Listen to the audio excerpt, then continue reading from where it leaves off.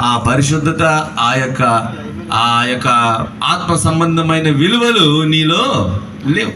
కాబట్టి వచ్చి నేను పిలుచుకోవడానికి నీకు అవకాశం నువ్వే ఇస్తావు. కాబట్టి ఆత్మ సంబంధంగా మనము శక్తివంతులమై ఉండాలి.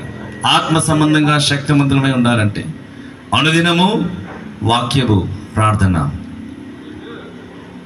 దేవునిని అనుసరిస్తూ జీవించాలి, ఆయన సన్నిధిని కోరుతూ. కొన్ని సంవత్సరాల క్రితము మన సహోదరుడు భాస్కర్ గారు చాలా కాలం కదా అసలు సాక్ష్యం చేపిస్తే బాగుంది అనుకున్నాను, కానీ టైం అయిపోయిందని చెప్పి అసలు అనుకున్నాను. మరి ఇంకేమలేదు.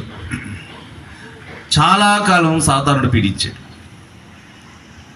చాలా కాలం, చాలా రీతిగా. ఇంకా చంపేద్దామని తీసుకొని వెళ్ళిన తర్వాత దేవుడు అద్భుతంగా స్వస్థపరిచాడు. అప్పటి నుంచి కూడా బైబిల్ పట్టుకొని దేవుని నామాన్ని మహిమపరుస్తున్నారు. చెప్పలు కొట్టరే.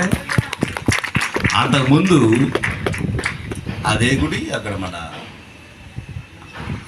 హనుమాన్ టెంపుల్ దగ్గర మంచి యాక్టివ్ మెంబరు, ఆ పనులన్నీ చేస్తూ, భజనలు చేస్తూ, అన్ని విషయాల కాలపాలో పాలు పొందుతూ, ఇంకా అవన్నీ విడిచిపెట్టి దేవుని సన్నిధిలో. ఇది అద్భుతం.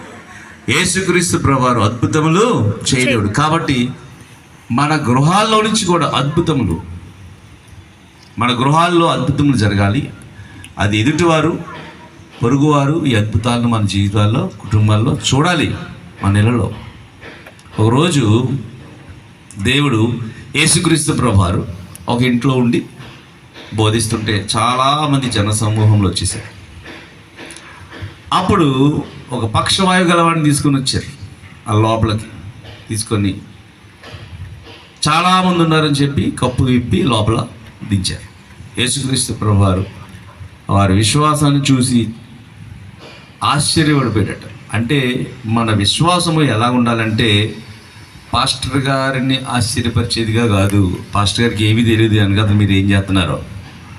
మన విశ్వాసము దేవునిని ఆశ్చర్యపరిచేదిగా ఉండాలి. హల్లెలూయా.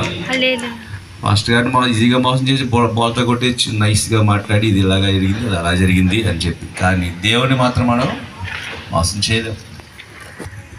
కాబట్టి రహస్యమందున్న దేవుని, నీ గదిలోనికి వెళ్ళి రహస్యమందున్న నీ దేవుని మొరపెట్టుము అని చెప్పి దేవుని యొక్క వాక్యము సెలవిస్తుంది. అద్భుతములు జరగాలి, అద్భుతములు జరిగే గృహముగా ఉండాలి, రక్షణ గృహముగా ఉండాలి, తర్వాత ఆతిథ్యం ఇచ్చే గృహముగా ఉండాలి. ఆతిథ్యము అనగానే అబ్రహాము ఇలాగే ఎండవేళ ఎడారి ఇక్కడ